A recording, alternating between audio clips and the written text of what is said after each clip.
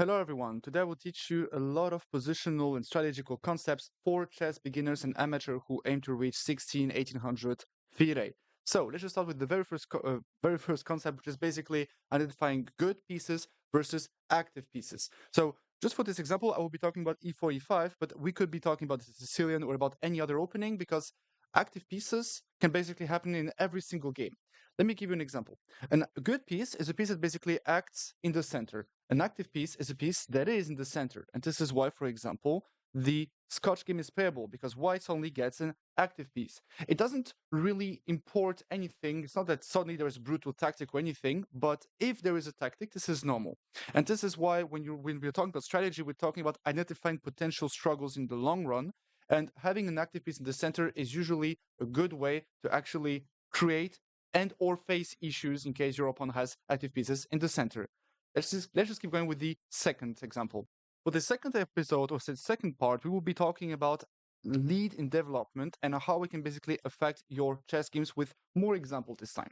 So I will be talking about the Smith-Morra gambit because every single gambit aims to have a lead in development or what we will call a space advantage. For example, in the King's Gambit, the goal is that we are pushing this pawn away, but we will be talking about those openings a little bit more later on. And basically, we have the opportunity to play d4. We should be starting with knight f3 because if we play d4 now, then the game is over, lol. But if we start with knight f3, then basically, we have the center. And this is what openings or gambits usually aim for. We try to get a lead in development or a space advantage. Now, this is the thing. e4, c5, d4 captures c3. This is a Smith-Morra. And the goal is very simple. We will just count right now how many pieces, not pawns, but pieces white has brought into the game and how many pieces black has brought into the game. Knight c6, knight f3. Those are 2 pieces for white against 1 for black. d6, 3 pieces out for white versus 1 for black. And what happens if black had played the move knight to f6? Yeah, this is already the thing that that wouldn't really change anything because boom, I have 3 pieces that have joined the game. And if you play e6, I castle, so I have 3 pieces and I have castled, and you're not even finished yet. If you go bishop e7, yeah, probably there's already e5. I'm forcing you to go away. If you do this in g4, you lose a piece already. So the game will really be one-sided if you allow me to actually create threats after I'm better developed than you. And this is, by the way, the reason why amateurs and beginners have a problem when attacking. They just try to attack with 1 piece out. No, if you have 3, 4, all your pieces out, this is when you can start to create a lot of threats. And by the way, if knight g4 attacking the pawn, look, bishop f4, 1, 2, 3, 4 pieces out versus 3, sure, but this is off. After castles, there is already h3, knight h6, and boom, no more king. I play and you watch me play. This is the way it goes. Now that those concepts actually make more sense for you, we can actually go on with the third concept, which is basically advancing in the center. See you soon. All right. For this third example, we will be talking about advancing at the center because this is a concept that a lot of beginners tend to fail or miss. But this is basically what will decide actually everything from beginner level to master level. How accurate will you be with your space grabbing in the center, and how flexible will you be when it comes to using your pawns? So listen carefully, this is very, very important.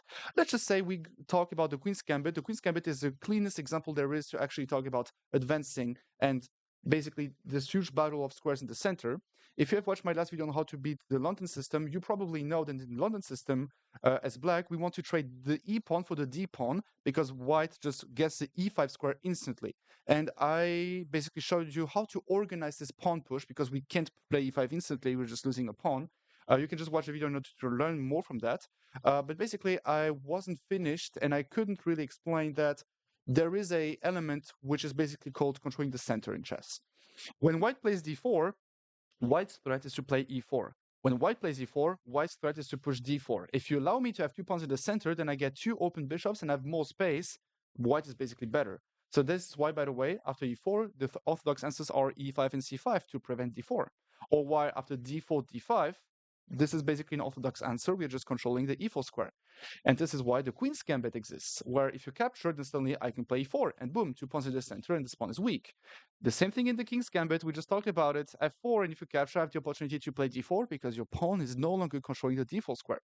Now, let's just talk a little bit about the Queen's Gambit, because c4 aims to basically capture, and if you capture back, for example, with a piece, then you have no more pieces controlling the e4 square, and therefore I can get the center. And this is why black plays e6 or c6, which is a Slav defense. Knight c3. The goal is very simple. We would like to play e4 and get now an active square, while obviously keeping an eye in the center with the 2 pawns. So usually black plays knight f6, preventing e4.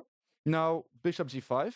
Again, we are, if we have the opportunity to basically capture, we would be capturing because there would be 2 problems. If queen takes, this knight happens to be a good knight. We happen to be applying a lot of pressure on d5. We can already just win a pawn, and winning a pawn is good. So if you capture back with the pawn, then guess what? No more control over the e4 square, the worst pawn structure ever. I can already just play e4, and obviously I'm just better developed, active pieces. This is off. So this is why, by the way, black plays bishop e7, because now in case of captures, notice that white can play e4, but the difference now would be that after captures, you're actually not in time. Black is better developed, so you have a problem on the d4 square. And this is why here white usually plays e3. But obviously we will not capture on f6. So here the big move is to capture on d5. If knight captures back, by the way, then obviously we can just trade off and then play e4, and we have the center. And obviously having the center is good because you have more space, but also because if one day we try, okay, this is not, e5 is not the best move, but if I get to have something like this, I can get even a kingside attack. Just to give you as an example that, having more space always gives you a lot of things. But okay, let's just right now hop into the subject. The huge strategical pattern here would be to organize the pawn push f3, e4. Why? Because if I manage right now to play f3, then I would keep an eye on the e4 square, and mainly I would be able to play e4 and grab the center. And again, I have basically the space advantage in the center yet again. And this is basically how it goes. This is extremely important to keep in mind that a lot of openings aim for those pawn pushes in the center.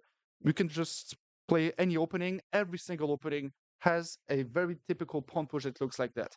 In this case, it happens not to be extremely accurate or not completely winning yet, but this is definitely fine. There should be probably this in this position.